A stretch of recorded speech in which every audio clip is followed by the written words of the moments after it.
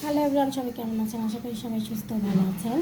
আজকে আমি ডালে চালে ভাত রান্না করব। বিভিন্ন রকমের সবজি, লাউ পাতা দিয়ে, চাল ডাল দিয়ে একদম একটা হাঁড়ির মধ্যে গরম জল দিয়েছি। জলটা গরম হয়ে গেছে, এখন আমি সবজিগুলো সব দিয়ে দেবো। আর ভাবছি যে সব ভিডিও তোমাদের, তাই ভাবলাম যে এই রান্নাটাও তোমাদের সাথে শেয়ার করি।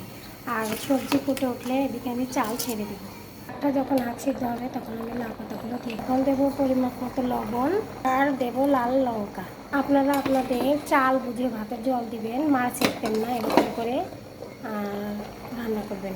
তখন ঢাকনা দিয়ে ঢেকে আমার ভাতগুলো হয়ে গেছে। আর উপরে দেবো ঘি।